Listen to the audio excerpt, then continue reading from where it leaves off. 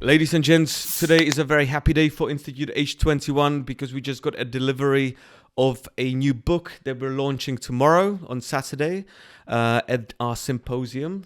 And we also have the author of the book with us today, who is Jacob. And now I'm going to butcher the surname. I'm really sorry. Mchangama. I'm really sorry. Yes, that's perfect. I'm sorry, Jacob.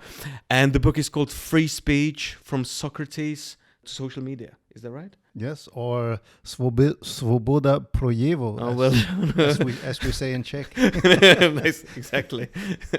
Perfect. And I actually was quite surprised when I read your book, because it's quite an original concept, because you took free speech and you essentially looked at the development of this idea or this value, the principle, from the start of recorded history till the present time. What makes or what motivated you to write a history of free speech? Why would one do that?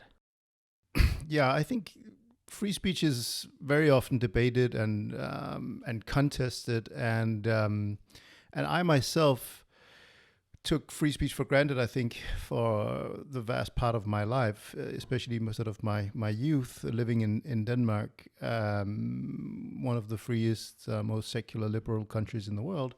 And then we had the so-called cartoon affair in 2005, where a Danish newspaper published cartoons of the Muslim prophet Muhammad, and that led to a sort of a global crisis. What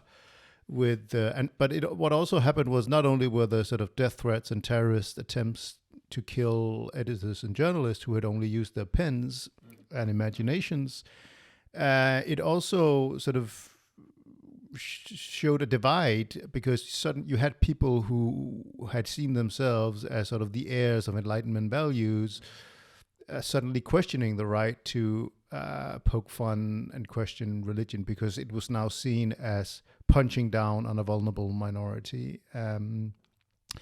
And in the years to come, I often saw people on the right and the left change very conveniently their attitude towards free speech, either being sort of free speech absolutists when it suited their agenda, and or sort of the other way around, sort of unprincipled when it didn't suit their agenda. And I think, to me, it then became a question of sort of saying, where does this value come from? Where this principle? Why do we talk so much about it? Why is it important? Is it important? To which degree is it important? What happens if we compromise free speech? What has happened historically? And, is free speech really, an indispensable value for democracy, for justice, equality, as some of its supporters say? Or is it an overhyped value? And so I think historical excavation of the origins of free speech is a good way to do it. And it's also, I think, a good way of sometimes having a more detached view of some of the conflicts that makes us willing to compromise today, and won't let us have a level-headed approach to free speech controversies today, because we're invested in them emotionally. But if we go back, we can see parallels to events that happened maybe 2,500 years ago, and then maybe we can sort of revisit our views of today and say, well, maybe in light of what happened back then, maybe I'm being sort of led astray by my confirmation biases, rather than having a level-headed approach to this value. One thing that absolutely astonished me when reading your book was almost an uncanny feeling of circularity. There are so many instances when you present an argument that was, from the 16th century, say, and you say this is exactly, almost word for word, something that people are arguing nowadays. Yeah, yeah, no, exactly. And I think especially the issue of elite panic. Precisely. Exactly. So I think, could you explain what elite panic is? Yeah. So, but let me start by saying, so I identify two sort of rivaling conceptions of free speech, sort of an egalitarian conception of free speech versus an elitist conception of free speech. And the egalitarian one has its roots in the ancient Athenian democracy, which for its time was quite egalitarian, bottom up. All freeborn male citizens had a direct vote on affairs. And you also had a principle called parousia, so uninhibited speech, which allowed citizens to speak their minds freely. And then in the Roman Republic, it was a much more top-down elitist approach. So they would prize free speech, but it would be for the learned, wealthy elite, and not for the ordinary unwashed mob who were thought to be too credulous, stupid, and dangerous to have a voice in public affairs. And that conflict is recurring throughout history. And you see it break out when you have new breakthroughs in communications technology. So it could be the printing press, it could be the telegraph, it could be the radio, it could be TV, and today social media, the internet. And it also happens when new, previously marginalized or persecuted parts of the population are given a voice. So it could be racial minorities, religious minorities, women, and so on. Then you have this tendency of those who are the elite, the institutional gatekeepers of the public sphere, who think, well, it's too dangerous. Social cohesion of society will fray, and everything will fall apart if we allow the unwashed mob a voice in public affairs. There has to be some kind of top-down control, and I think we're seeing the same today. So initially, in the digital age, the internet and social media was hailed as a force for liberation and democracy that would spread liberal democratic values around the globe. And Arab Spring, everyone was optimistic, but then a number of things happened. Authoritarian states reverse engineered the original promise of the internet, imposing controls, engaging in mass propaganda and mass surveillance and so on. But also, we of course, when you have given a voice to people, to everyone, that you're bound to amplify the ugly sides of human nature, and then everything, I think, culminated with the election of Trump, where the narrative became among many people in the media and politics that it was basically false information that had decided the election, and that showed the danger of the internet and social media, and therefore something had to be done. And we're seeing that now, where we're living through a free speech recession, which is spearheaded by authoritarian states. China as the worst example, Russia is another, but where even open democracies are adopting more and more ways to restrict social media and internet. Yeah. One thing that we've been observing down here is, especially since late February of last year, since the start of the war in Ukraine, is the sort of continuous and more accented use of the term disinformation. Yeah. And I actually wanted to get your view on this, because what happened was that the Czech government, without any basis in law, was actually...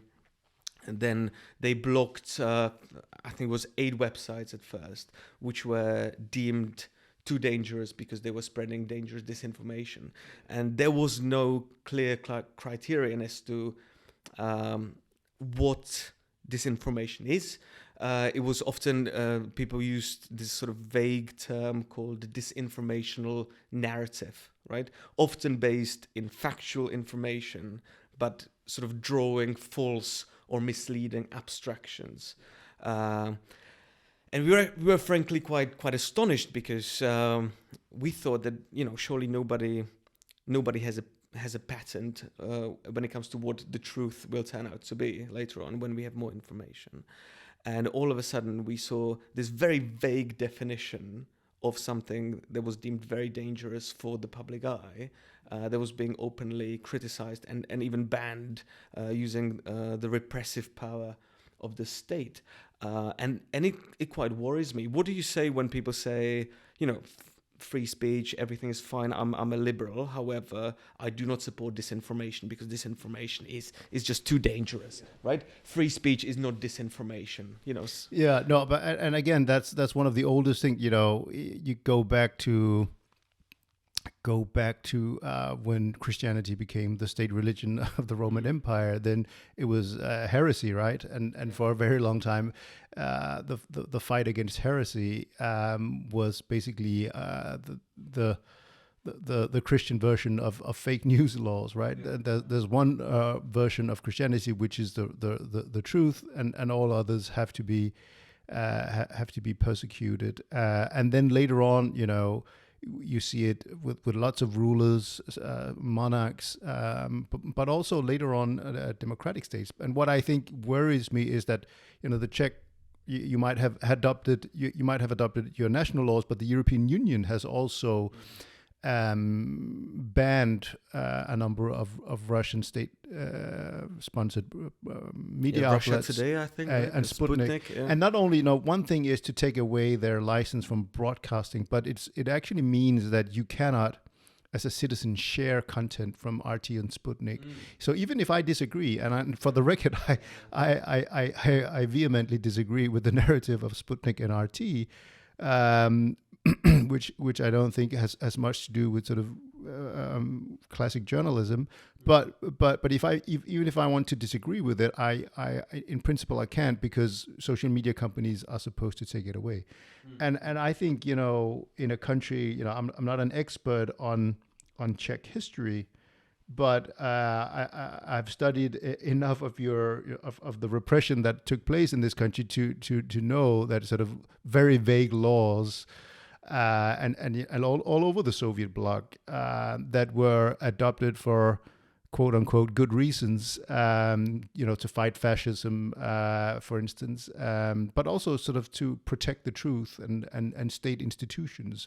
And I'm not saying that the laws that are adopted in the Czech Republic today are anywhere near as draconian and sweeping and have the same consequences as in the bad old days. But I would, you know, have hoped that a country with that has experienced it, the absence of free speech so dramatically, would be much more cautious about adopting, you know, even taking small steps down that road. Because what we also see in history is that, you know, once you accept that model, then new rulers will come into power, and they might use them for very different purposes. And once you take away principle, then you basically have let down your best defense. Yeah, I think many of us were surprised that you know, something that was widely held as completely obvious, that even though I may disagree vehemently, I may find a certain point of view completely you know, insane or disgusting, it is a you know, part and parcel of a free society to have this principle and to uphold this principle, because the memory of the contrast, you know, of a closed to totalitarian society was so fresh in our minds still. And all of a sudden, this changed very, very, very, very quickly. And that's actually one of the reasons why we wanted to get your book translated so quickly after your publication, because it came out in April, was it? Yeah, February in the US and March in the UK. Oh, I see. Yeah, so we wanted to get it out as quickly as possible, because especially because in your overview of the historical development of the concept, you do use the example of the Czech Republic, right? I remember you used the trial with the plastic people of the universe. Yes, exactly. Is that right? Yes. Yeah. You know, as an outsider who doesn't, you know, who's not, you know, in the water of the Czech environment, would you give us some advice how to draw on the heritage of, you know, of the noble strivings of our past, perhaps leaders or dissidents or activists? Because I think we're failing at it. And again, of course, as you rightly say, you know, I'm an outsider, so I think this is my third visit to this country, but it really struck me when researching the history of free speech, how essential freedom of expression was to the struggle of dissidents in communist states. And one of the main differences, I think, between today and back then was that at the time, so here we're talking about after the Helsinki agreements, Yep. where the communist states formally agreed to human rights principles, and they sort of signed them and said, well, that's just, on paper it doesn't mean anything, but it empowered groups of dissidents. And of course the most famous example is the Charter 77, signed by famous Czech dissidents, including Havel, and which was spread to the West and republished in newspapers. And it really sort of created this positive feedback loop where democracies in the West would give support to dissidents. You would have new human rights groups like what became Human Rights Watch, Amnesty International, that would print examples of repression. And then dissidents could say, well, you signed these agreements on human rights, including free speech. And actually, the very first right, if you read Charter 77, the very first right, which is highlighted in Charter 77, is Article 19 of the International Covenant on Civil and Political Rights, which is on freedom of expression. And then it goes on to list all the many ways that the communist government is repressing free speech and not living up to its promises. And I think another sort of really moment that struck me is when Havel gives a speech in the Congress in February of I think it's February 1990. So and maybe it's like 6 months after he was released from prison, and he says, 6 months ago I was living in a totalitarian state, and now I'm the head of a democracy with absolute free speech. And so it seemed to me quite clear that he saw freedom of expression as absolutely essential, as sort of the cornerstone of a free democracy. And I can't speak.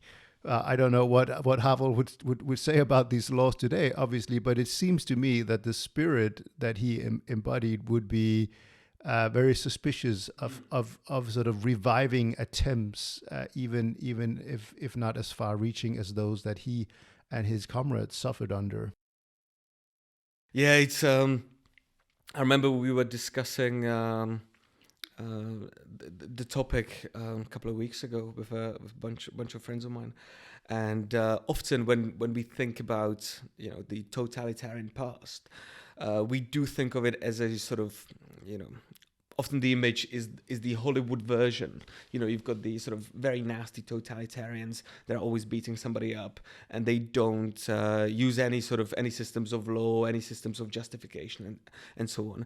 But what is quite astonishing, and I think that's it's quite clear in the example of the Helsinki Agreement and the reaction of Charter 77, was that even the totalitarian regime had a system that they used for their own legitimacy, right? So when all of a sudden there were cracks in the system, you could use, its own imperfections against it. Yeah. And if they wanted to imprison Havel, for example, as they did in 1979, they couldn't just do it, out of the blue. They had to give a reason. So he actually, he was imprisoned for 4 years, or 3 or 4 years, I think.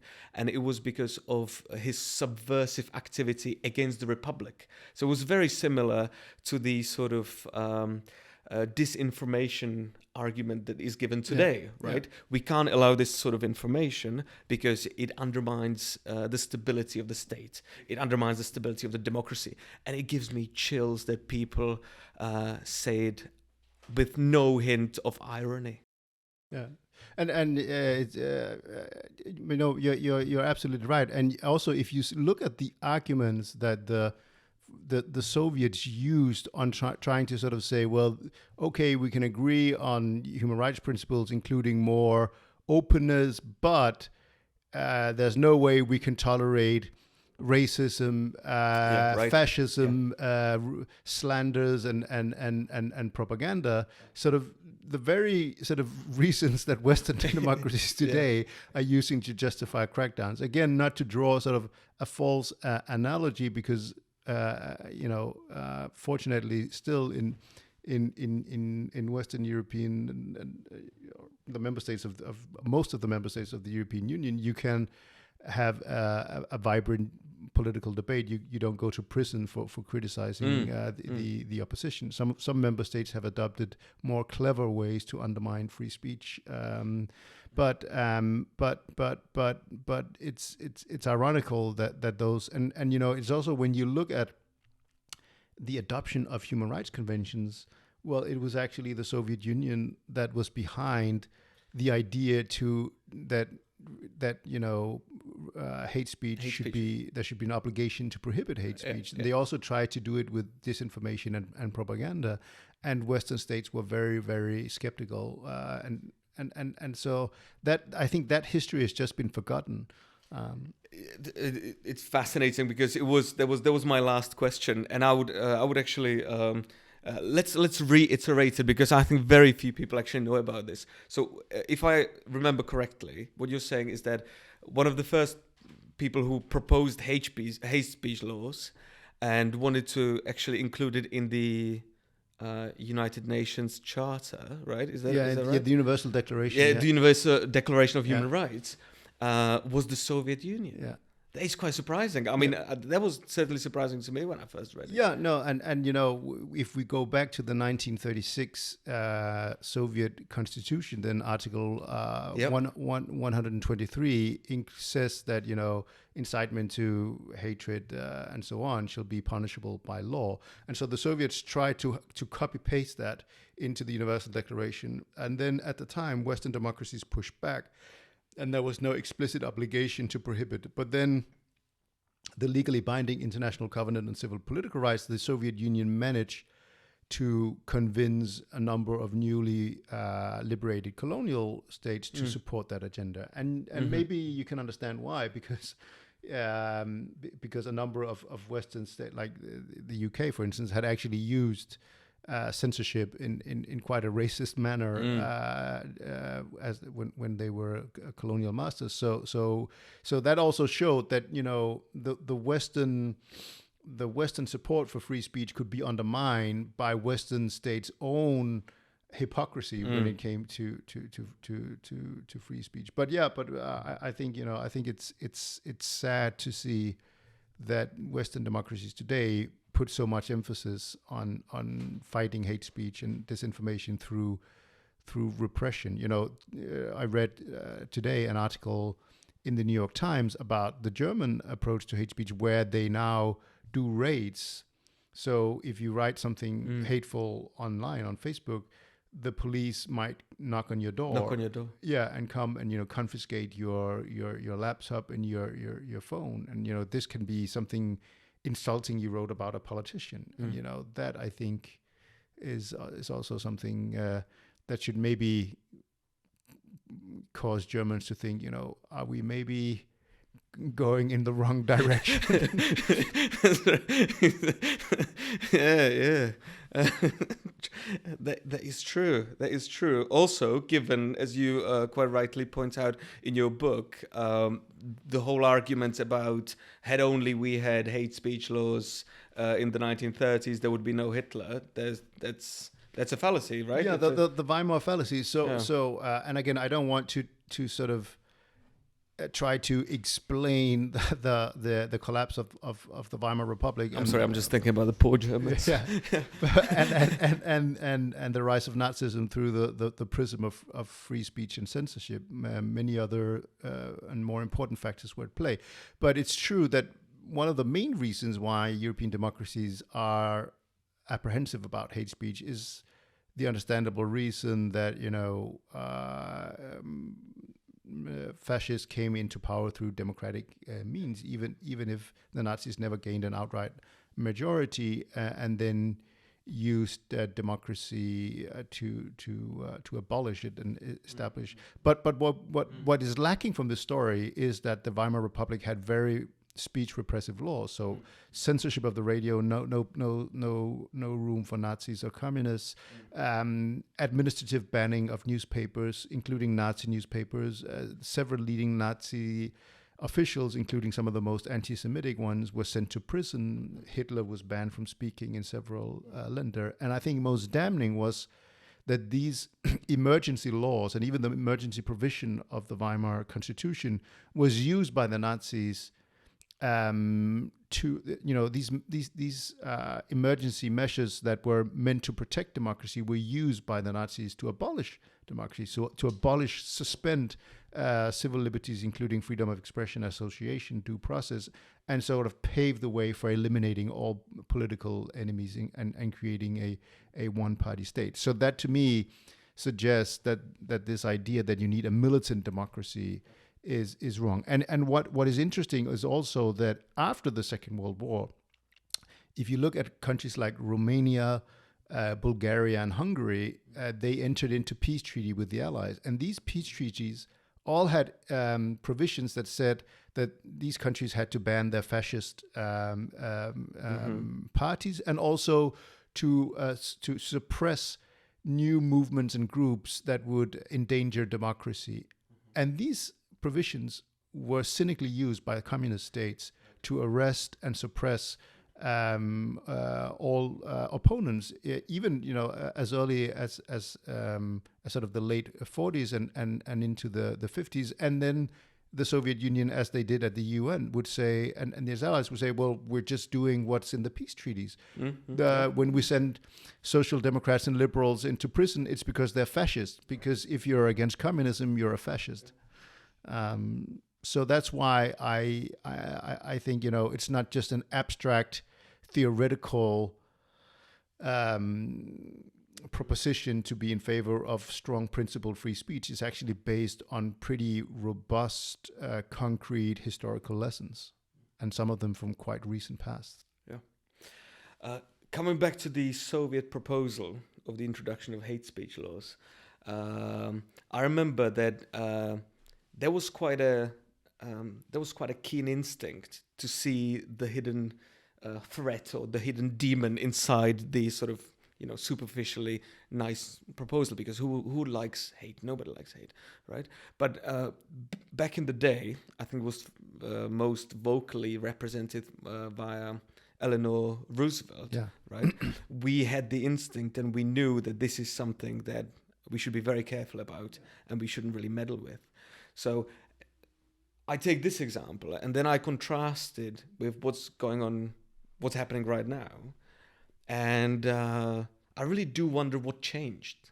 Where was this instinct lost? Because one thing that comes to mind, and it was mentioned last time when we did a podcast with Nadine Strossen, our friend and, the author of the book about hate speech, was that, for example, in London, the Metropolitan Police defines a hate crime or hate incident solely based on the subjective perception of some party. It doesn't even have to be the targeted party. It can be just some bystander who thinks that hate took place, right? So on one hand, we've got the Eleanor Roosevelt kind, who's very protective, and she knows where the devil is. And then it's sort of modern democracies, Europe, perhaps not America too much, but who sort of seems fairly blind and naive, even though we've got this very rich history behind us. What changed, do you think? Well, I think it's really, really difficult for human beings to be principled. I think most people, for most people, free speech in democracies, free speech is an important value, but not one that is supreme, especially not when they're confronted with ideas and people whom they think, rightly or wrongly, are genuinely constitute a threat to the values that they hold most dear. I think then it becomes sort of almost a knee-jerk psychological reaction to want to suppress such speech and to think that you're doing it in order to defend liberal democratic values. So in that sense, I think it's extremely difficult for our species to be principled in the face of threats, real or perceived. And I think it also, politicians, it's probably especially difficult for them, because if you are confronted with hatred and these movements that threaten the basic values, and people are outraged, are you going to stand up to the people and say, oh yeah, well, we're not going to do anything about it, or are you going to use the tool that is available to you, which is to legislate? And politicians are going to legislate.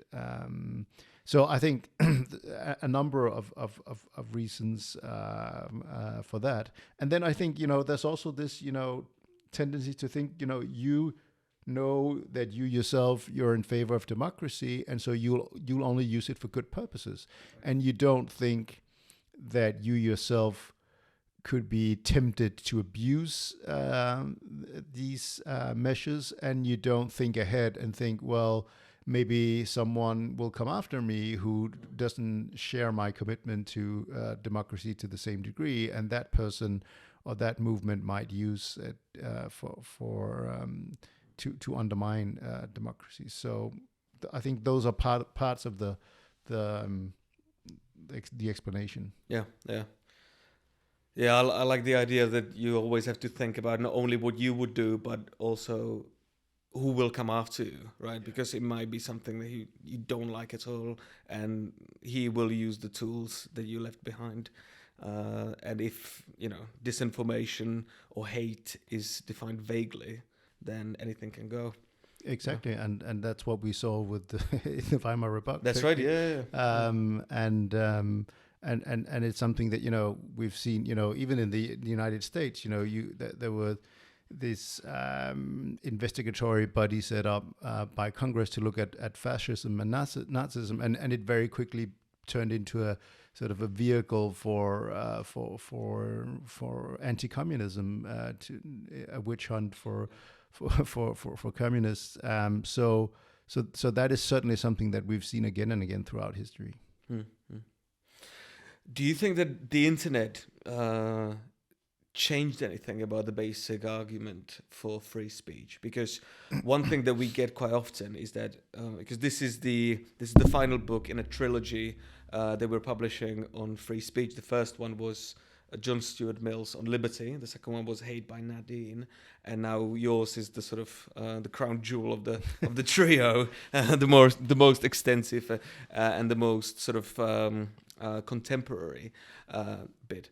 But often what people tell us is that Mill's argument is fine for his day, but there was no social media. You didn't get this additive multiplication, of the noise that's all around you. You didn't get, one problem that we have especially is that the elderly are targeted via these disinformational emails and so on. You can't really monitor what's going on and so on.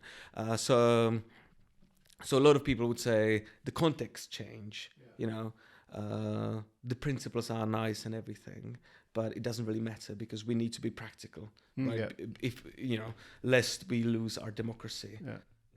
It's really interesting because that very argument, so it was made by a U.S. Princeton professor called John B. Whitten I think it was in 1949, and it was at a time where the United Nations was discussing what to do about propaganda and disinformation. And again, the Soviets were pushing for restrictions and censorship, and Whitten was he was not down all the way aligned with the Soviets, but he thought that something had to be done about it, and he said almost verbatim what you said. John Stuart Mill's arguments were fine, but that wasn't. Now we're living the age of shortwave radio, where propaganda can be beamed out, and so everything has changed. This is not to say that scale hasn't changed with internet and social media.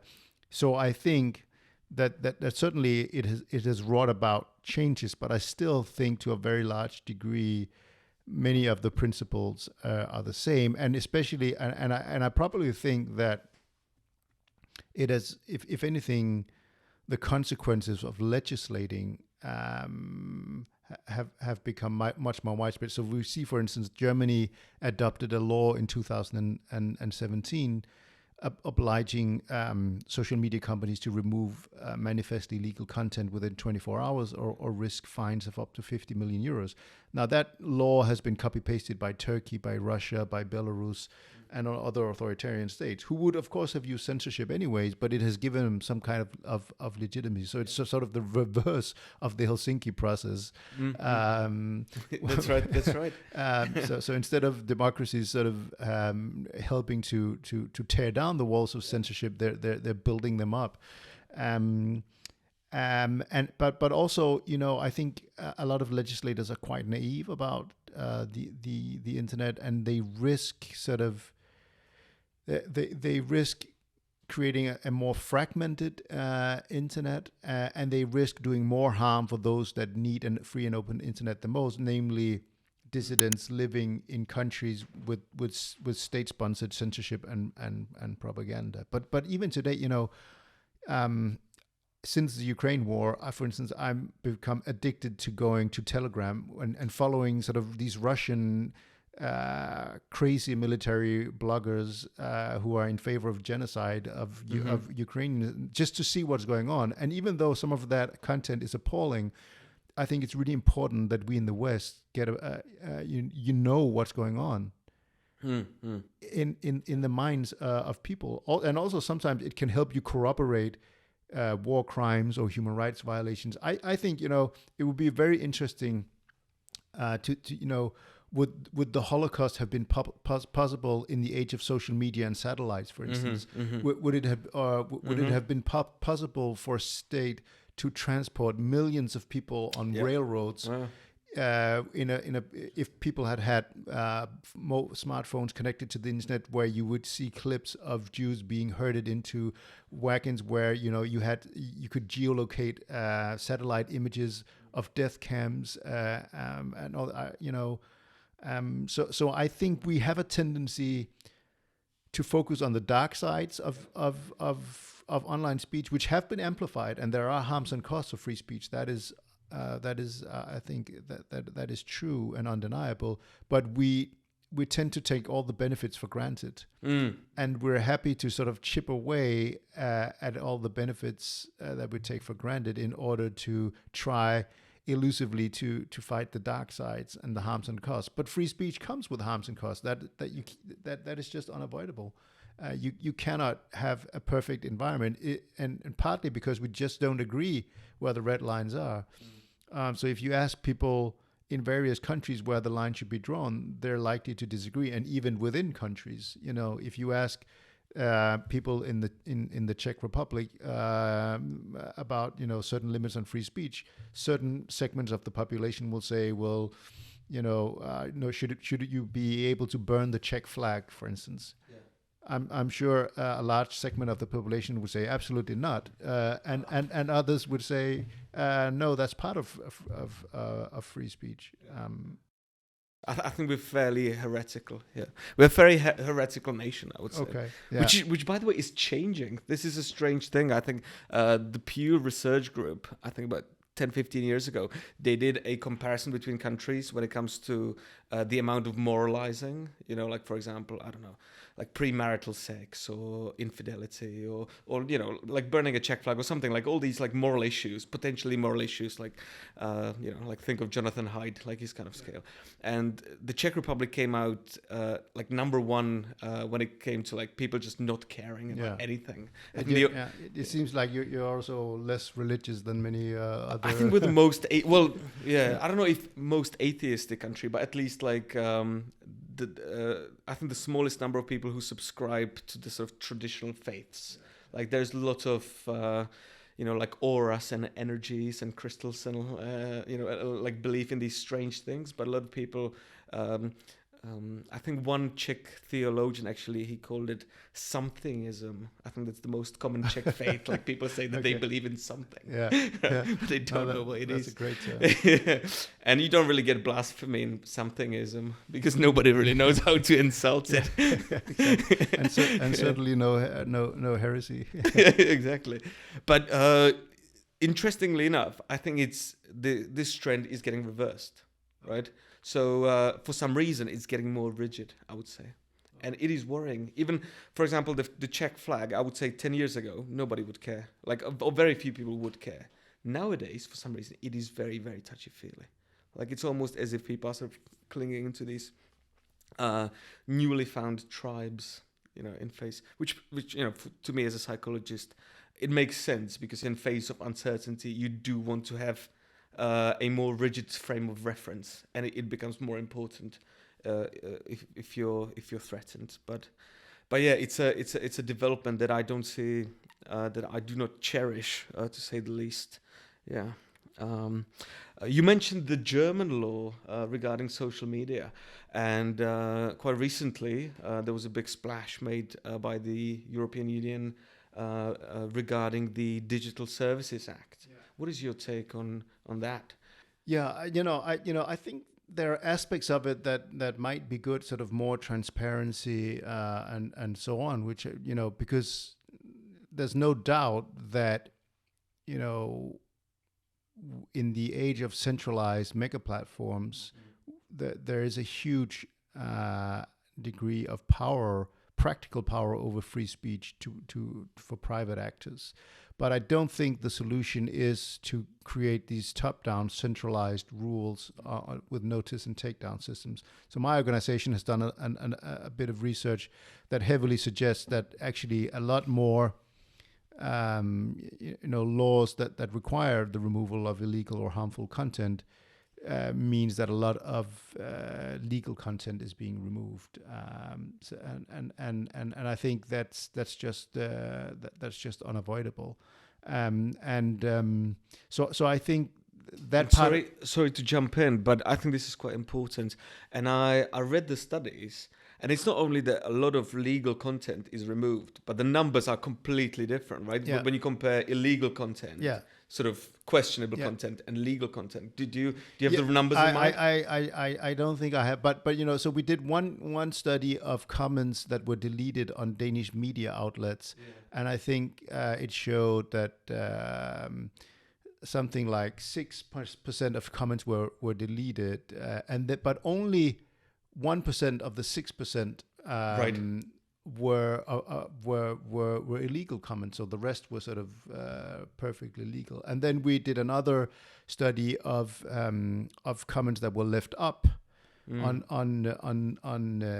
Danish politicians and media Facebook accounts, and we found that it was something like 0.00% that was actually illegal content that violated Danish law. So that to me suggests that politicians again focus narrowly and on the harms, and they amplify the threats, and then they adopt not well thought out regulatory frameworks that is a cure worse than the disease, and where they're more they're happier to remove 1,000 legal comments in order to target one illegal one than the other way around. And I think this is a dangerous development. I've already mentioned how illiberal and authoritarian states have copied this model. I think we'll see much more. We'll see much more of that. So and I think one of the ways that we should think about it instead is actually to think of a more decentralized online digital ecosystem. For instance, one where users have more control over the content they're being confronted with, rather than having governments or platforms decide everything. Then you can already to an extent do that now on Twitter. Like you can choose words that you don't want to see. So for instance, if you are triggered by particular words or concepts, instead of having Twitter deciding for everyone, I'm triggered by the word trigger. Then you can just create your own filters, and I think that you could have third parties doing that, because those who are sort of very religious might say, well, this is Islamophobia or this is blasphemy or whatever, and others would say, no, this is perfectly legitimate criticism. And then those who are very pious could say, well, we'll just we don't want to see Charlie Hebdo. That would probably take away a lot, and various other terms, so I think that's a better way because it empowers the individual. It's a bottom-up, more organic approach rather than sort of the heavy top-down approach. And coming back to the DSA regulation, that would you say goes in the opposite direction? Yeah, I think it goes more in the opposite direction. And no, even though it doesn't, the DSA doesn't sort of specify what content should be removed. It leaves it up to the member states. But think about Hungary, for instance. So Hungary has laws on LGBT propaganda, for instance. So from the outset, that would mean that platforms could be sort of in a situation where they should remove so-called LGBT propaganda. And what does that mean? Poland has blasphemy laws that they actually sometimes enforce. Germany is a whole case for itself in the terms of what in terms of what it bans. You have some former communist states that ban communist symbols. So should Facebook, Twitter, YouTube, should they remove communist symbols because it might be banned in Lithuania? And I think the danger here is that the European Union model will then, the approach for the mega platforms will to adopt sort of say, okay, so we'll just make a definition of hate speech and disinformation that is very broad, so it captures everything. And we already see that. So we've compared the terms, the private terms and definitions of hate speech of a number of platforms, and they're much wider, include many more categories than most hate speech laws at the national level. And I think that's a development that is pushed by these laws because, the mega platforms don't want to risk being liable, and it's also very complicated for them if they have to do it sort of by geolocation. And what do you do if someone publishes something in one jurisdiction and it pops up in another? So it's just easier to adopt a broader definition of prohibited terms, and that I think will have detrimental effects to free speech. And also, I think again, coming back to Ukraine, I think basically that freedom of expression and access to information is a competitive advantage for open democracies and civil society vis-a-vis closed and authoritarian states. I'm really impressed by the way that sort of open source intelligence journalists and digital forensic journalists and activists are sort of almost in real time debunking Russian propaganda, documenting war crimes, sort of showing that these claims cannot be true, or they're hiding this and that, and I think that's the more empowering way, sort of using the empowering effects of free speech to counter the dark sides of free speech and the dark sides of propaganda and censorship, poking sort of holes in the walls of censorship and propaganda that are erected by authoritarian states. I mean, at least in democracies, I think that the Russian propaganda has failed completely. I walked around Prague today and I saw more Ukrainian flags than Czech flags. For sure,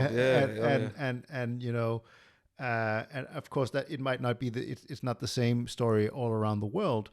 But that to me suggests that I don't think we should be afraid of Russian propaganda. I think we should allow it, and I think we should debunk it, and we should show it, because very often it just shows how absurd sort of this old school Kremlin style way of thinking is, and how unsuited it is to a modern reality. Yeah. Talking about the Ukrainian flags, because before the war started, we had been told on a fairly regular basis that the fire hose of Russian disinformation is being active and had been active ever since the 2014 annexation of Crimea, I think. And then, a fairly large portion of the Czech public is being manipulated with very sophisticated psychological tools, by these Russian geniuses and so on. And all of a sudden, when they invaded Ukraine, the support for the Ukrainian people was overwhelming, and I mean like 97% or something, like some like higher 90s when it comes to the percentage. So it does make you think how effective are these Russian disinformation virtuosos when they had 8 years very targeted, sophisticated activity, which resulted in almost nothing at all. And also, the Czech public put together something like 4 billion Czech crowns in donations, right? Not the governmental donation, just ordinary people out of their own pocket. So that gives me quite a lot of hope. What doesn't give me hope is that it didn't, or at least to my view, it had very little effect on what you call the elite panic. Like it was like you got all these. You pointed out to the facts, and the answer was, oh yeah, but it's just the first couple of months. People will then get used to it, and then the Russians will start again. And then, you hear or read the reports from the war, and you see how incompetent the Russian army is, and how what problems they have with logistics and leadership and so on and so forth. And you wonder, you're telling me that these people are the psychological gurus that can, at a distance, manipulate large portions of the public. It's not very realistic. No. But the disinformation narrative and how dangerous it is still rings very, very true. And as we speak, we're still waiting for the Ministry of Interior. My apologies.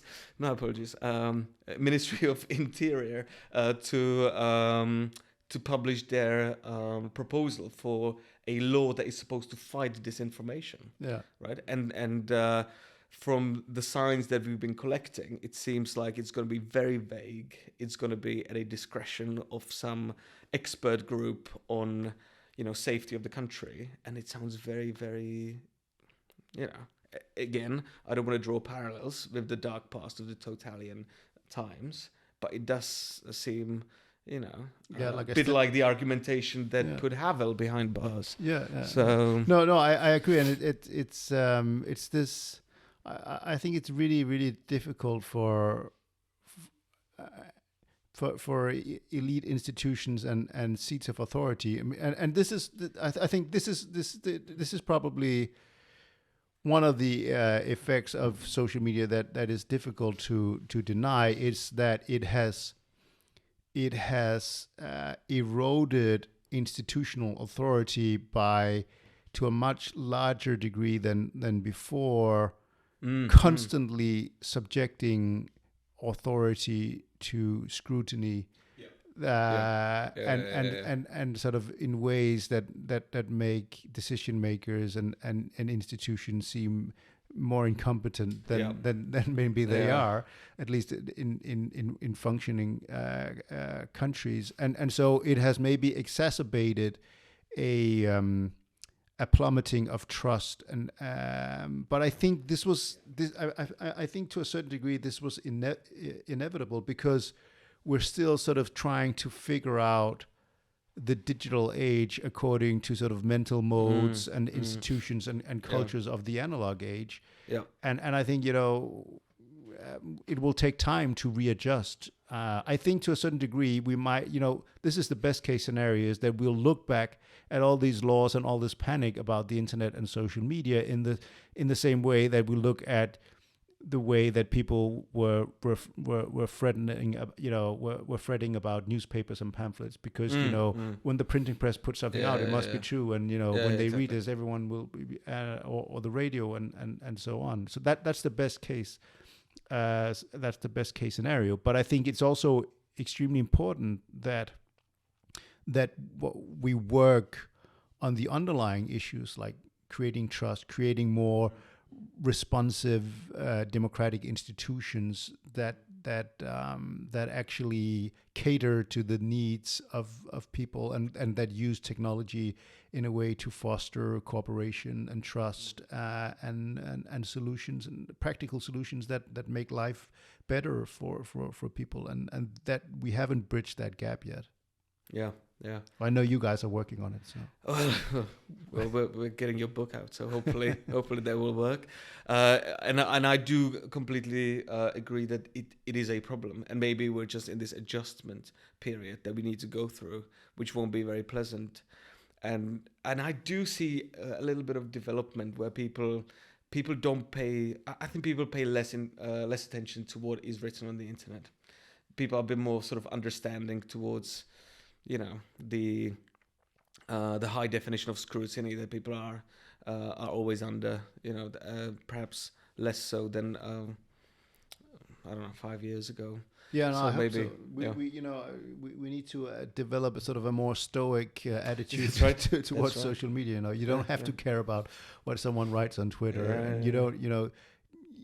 It's a particular demographic of people who are on Twitter. It's not necessarily representative of your of everyone in your country. So yeah, I think that would be good if we become more detached about it, and rather than sort of being swallowed up. Looking at the situation that we're in now, are you optimistic, or is it doom and gloom? Because when we talked to Nadine, I was quite surprised how. Oh, I don't want to put words in her mouth, but I would say that at least last year she seemed fairly gloomy about the development, especially in the space of academic endeavor and academia. Yeah. I think in the short to medium term things will get probably worse. But I'm hopeful in the long. I think there are certain things. I think, for instance, again, not to keep talking about Ukraine all the time, but I think it really shows. I think to a large extent people have forgotten, the difference between authoritarian states and democracy, and how important free speech is. And you now see it. You see people being jacked off the streets for peaceful protest, and sort of the more and more Stalinist censorship in Russia. I think China is a bit the same way. Like, you needed the Cold War to, and let me go take a step further back. And I think one of the problems with free speech is that it can create bonds and social cohesion among people when it's under threat. Then it's a unifying force. Right. Like it can bind people together when you're fighting against communism or fascism, because then it's a supreme value that is being denied to you, and that is essential for you to reach your goals. Once you've won, once you create a democracy, then suddenly free speech amplifies all the differences, and suddenly those who were your comrades become your political opponents, and maybe almost your enemies. And then free speech isn't a unifying principle. So it doesn't provide the same degree of unity and social cohesion that nationalism or religion does. And therefore, having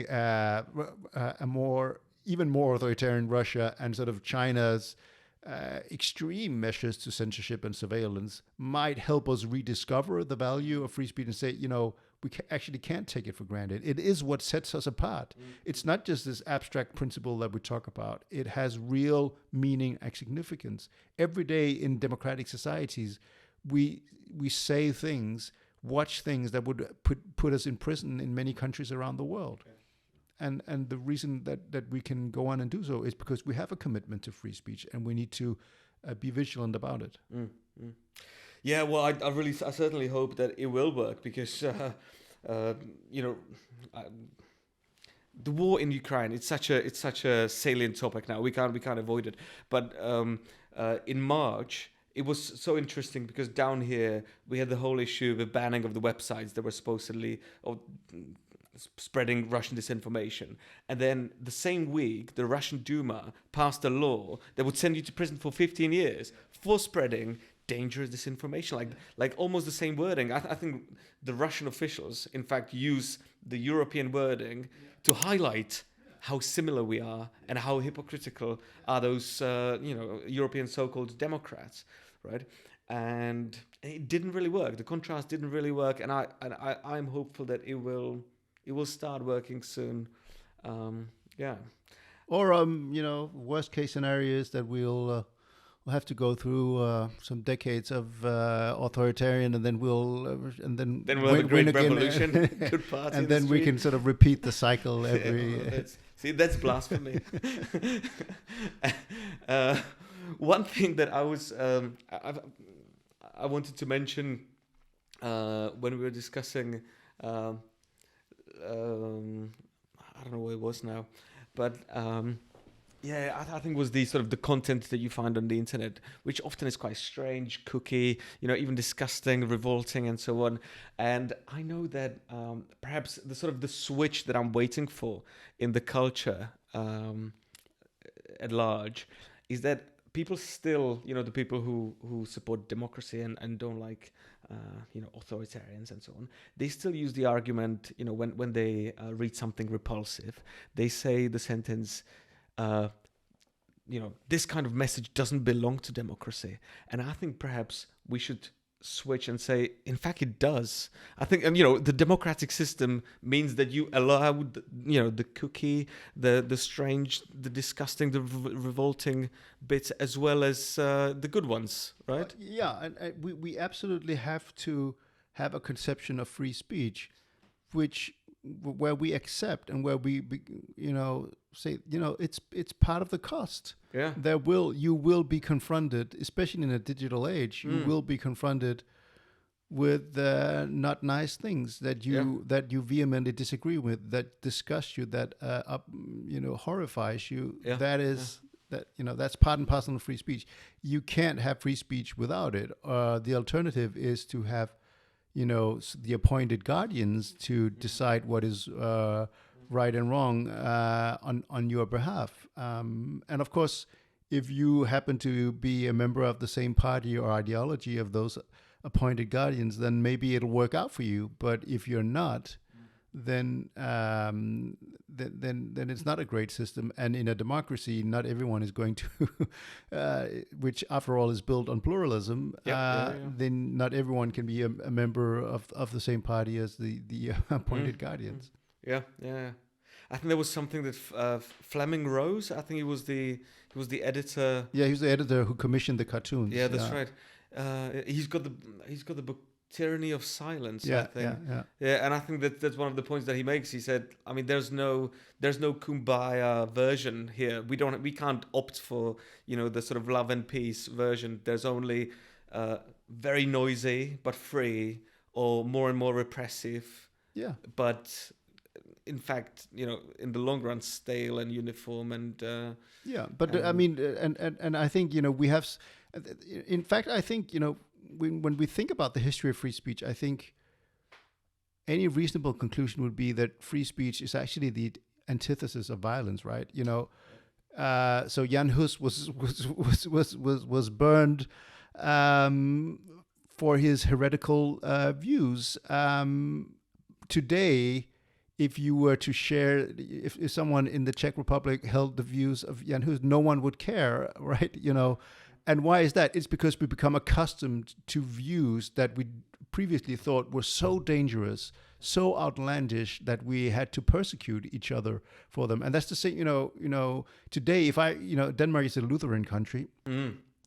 if I was to ask the ordinary Dane, what's the difference between Lutheranism and Catholicism, I think a lot of people would have a hard time giving a sort of more than 2 and 3 sentences. If I was to ask them what's the difference between Lutheranism and Calvinism, I think most people would say, I have no idea. And you know, but go back some 100 years, you know, those differences was a matter of life and death. I think Calvin got a guy burned because he didn't believe in the Trinity, right? There was something he believed in everything else, but just the Trinity was. Servetus,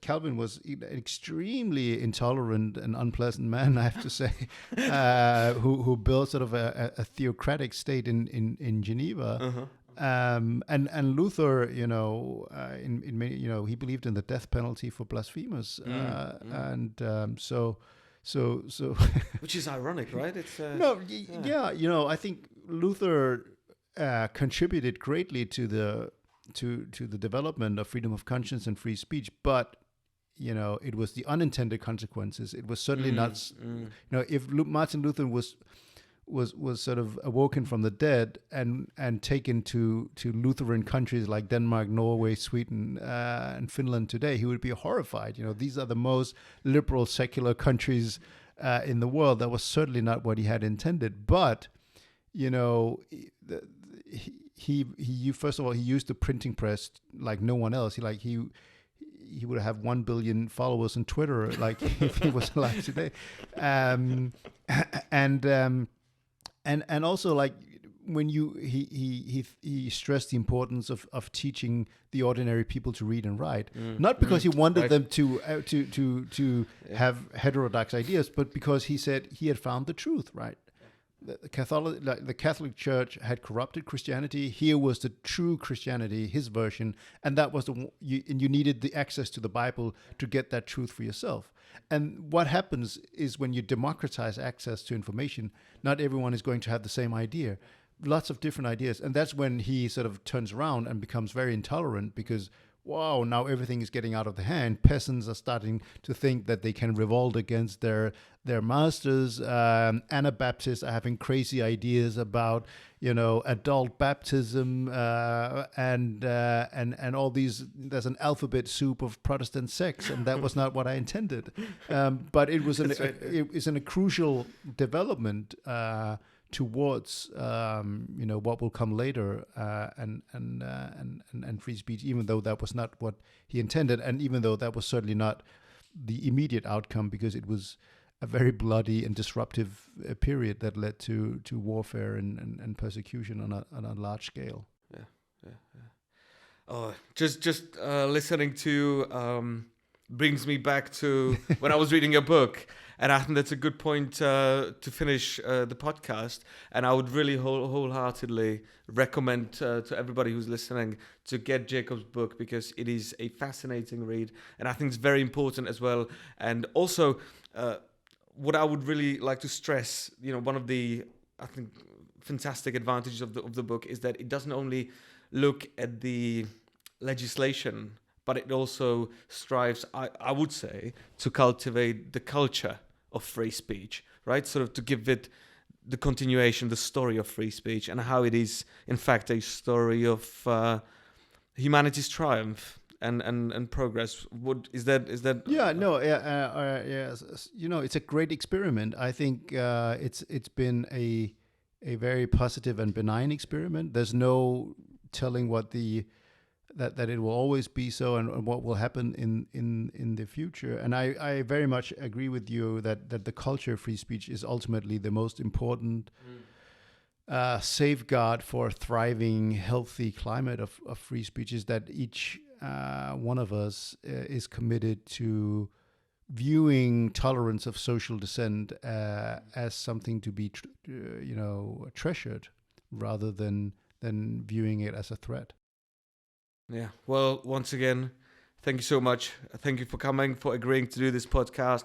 Thank you for writing the book, and let's hope with Jan Hus that the truth shall prevail if it is free to roam around.